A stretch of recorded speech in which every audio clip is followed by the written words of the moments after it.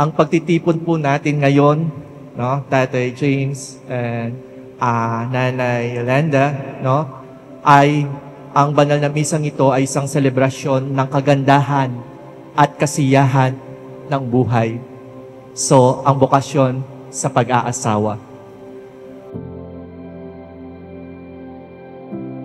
We intended to continue to bear witness to the union of Christ and His Church. We believe that we were meant to be for each other and a sign of Christ's love, called to bring each other to God, all to build up the family of God here on earth, and to give our children in service to God and mankind.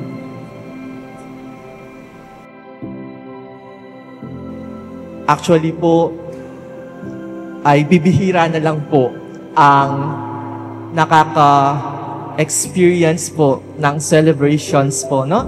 Ng 25, 35, 30, or 50 because we do not know our life dahil po ang Diyos lamang ang nakakaalam po nito. Kaya nga po sinasabi ko sa mga newly wedded couple, sabi ko, after 10 years, 15 years, or 20, you can renew your vows. Kasi hindi natin alam kung kailan ang buhay natin magtatapos. Ang Diyos lamang ang nakakaalam. Pero both of you, no, congratulations at 35 years, no, ng inyong pagsasama. Alam ko po, there are many things that you experience as a couple.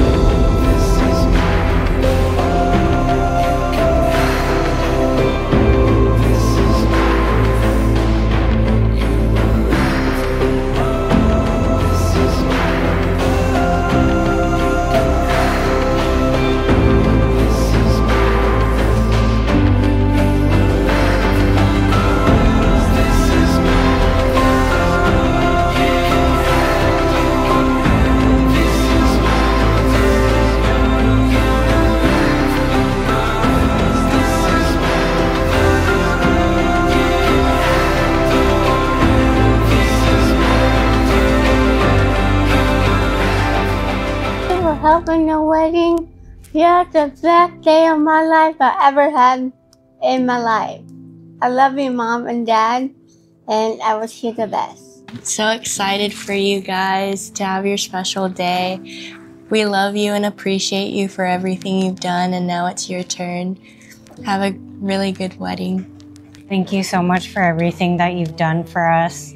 I couldn't have loved my life anymore with everything that you've done and all the sacrifices that you made to give us like this huge amount of happiness.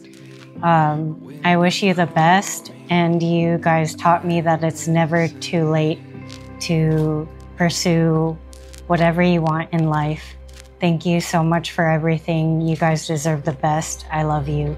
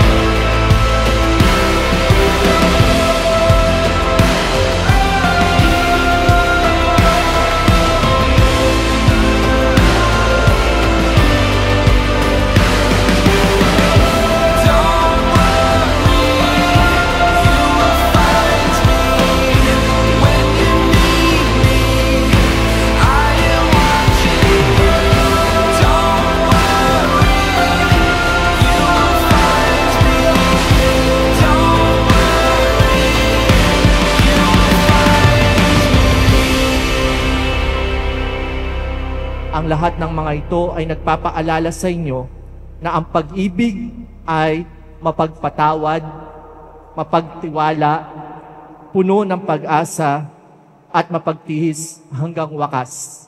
Amen.